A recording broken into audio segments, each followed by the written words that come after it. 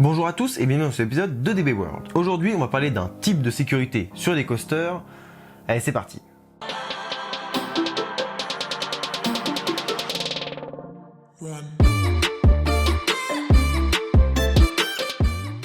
Avant toute chose, cette vidéo est là en premier lieu pour permettre une meilleure compréhension du futur DB World. Donc bon, je vous invite à vous abonner, histoire de ne pas le louper. Ce serait quand même con d'avoir vu les prémices, mais pas la vraie vidéo finale. On va donc essayer de répondre à la question toute conne de pourquoi deux trains sur un circuit comme sur une montagne russe ne se rendent pas dedans tout simplement et ne s'éclatent pas l'un contre l'autre. Un coaster est dirigé par ordinateur de nos jours, normal, mais il est également bourré de capteurs et des capteurs en tout genre, il y en a partout pour tout, température, niveau d'eau, aimanté, de vitesse, enfin il y a vraiment de tout type de capteurs sur tout le long du parcours. Ce qui permet une vision complète en fait de tous les organes du coaster. Vous verrez souvent des espèces de petits capteurs verts en général sous les trains, enfin au niveau des rails. Et ben ça, c'est les capteurs qui vont donc donner la position du train. En général, ils les mettent de manière un peu stratégique, ils vont pas le mettre au milieu d'un looping, savoir où est le train, à quel moment.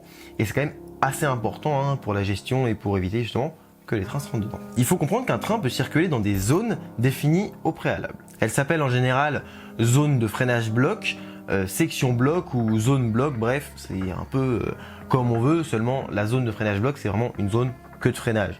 Alors qu'une zone de section bloc, c'est toute une zone un peu plus grande. Là, il y a plusieurs mètres de rail, plusieurs centaines de mètres de rail parfois. Chaque zone peut contenir un seul et unique train, sauf évidemment dans certains cas, notamment pour les gares, mais ça vous inquiétez pas, on reviendra dessus plus tard. Et chaque zone a la possibilité de stopper net un train pour éviter justement qu'il s'engage sur la zone d'après, dans l'éventualité où celle-ci serait donc bloquée par un autre train. Mais pour bien tout comprendre, au cas où ce sera encore un peu flou, prenons un exemple. Vous voyez Goudurix au parc Astérix, il comporte une gare, et bien sachez que cette gare est une zone bloc. Pour la seconde section de bloc, il s'agit du lift. Un train pourra donc quitter la gare seulement si le lift est libre. Bon, jusque là, c'est pas compliqué. Ensuite, l'autre zone, c'est un peu plus long. Il s'agit en fait donc de toute la partie après le lift, au moment où le train est lâché. Il fait toutes les inversions, donc ça comporte les 7 inversions, jusqu'au moment où il s'arrête sur l'espèce de frein en hauteur qui surplombe la file d'attente. C'est-à-dire qu'un train pourra quitter le lift seulement si donc la zone de frein que j'ai citée juste avant est libre. Cette section bloc est énorme, mais c'est normal. Au moment où le train donc quitte le lift, c'est son poids qui l'entraîne et là il n'y a plus rien pour le freiner. Il n'y a pas un frein jusqu'à donc la zone de frein évidemment. Et donc tout ça représente une seule et même zone car on ne peut pas envoyer deux trains au risque que s'il y en a un qui s'arrête soit dans le parcours, soit la zone de frein à la fin, et ben il se mange l'autre qui arrive derrière. Ensuite, l'autre zone, donc c'est la dernière, c'est celle qu'il y a juste avant la gare, avant le virage. Et d'ailleurs, c'est pas improbable, en général on voit souvent un train qui attend là le temps que la gare se libère quand Goudurix tourne à deux trains. Bah voilà, il y en a un qui attend toujours au moins quelques secondes ici avant de s'engager dans la gare. Mais ça aussi, c'est une zone, une section bloc. Par contre, il faut savoir que souvent à l'arrivée sur les coasters, il y a une grande ligne de section bloc. C'est vraiment, les trains peuvent tous être à la queue leu, notamment sur Osiris, on peut mettre 2-3 comme ça je pense. Sur Taron, à Fantasyland, on peut mettre les 4, c'est simple, entre la gare et les freins à l'arrière on peut mettre les 4. Donc voilà, faut voir un peu, mais chaque coaster est fait différemment. Et avant on mettait juste une zone de freinage à l'arrivée, on mettait la gare et voilà. Et si on voulait une autre zone, on la mettait donc 15 bornes plus loin, c'est pour ça qu'on a une zone en l'air sur Goudurix. Et c'est exactement le même principe pour Osiris, pour Tonnerre de Zeus, pour Pégase Express.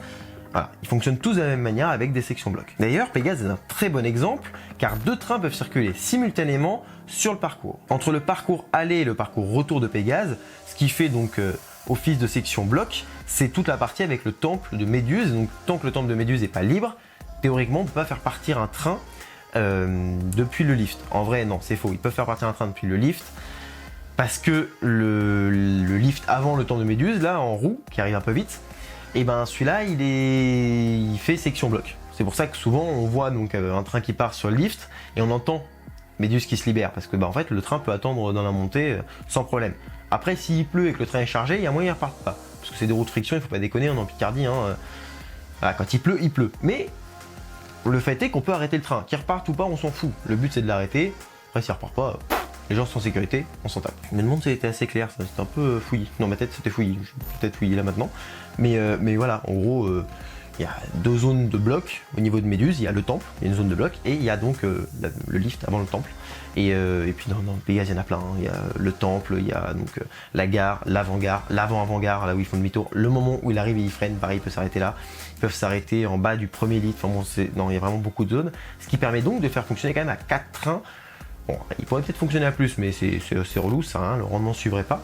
Mais en tout cas, là, ça permet de fonctionner à 4 trains. C'est quand même plutôt agréable, hein, quand on est un visiteur, de pouvoir aller aussi vite dans une file d'attente.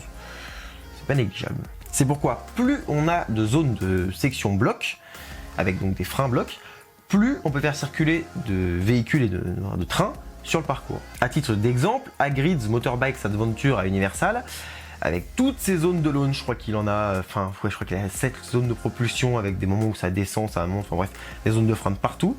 Bah, avec la gare immense qui fait un virage, ils peuvent avoir jusqu'à 12 trains sur le parcours. Enfin, en tout cas, ils ont 12 trains. J'imagine qu'ils peuvent le faire fonctionner en simultané. Mais c'est énorme, 12 trains. 12 trains sur un seul et même parcours. Enfin, c'est gigantesque. Et vous aurez compris que plus on a de trains sur un parcours, plus le rendement est énorme.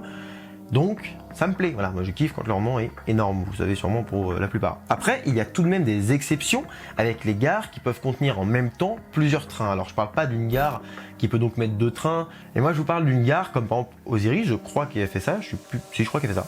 Au moment où le train quitte la gare, il y a un petit temps de latence et en fait, le train derrière, s'il est déjà arrivé, peut commencer à rentrer dans la gare alors que l'autre n'est même pas encore sorti. Bah, ça vous permet donc de gagner quelques précieuses secondes et sur une journée, ça fait la diff.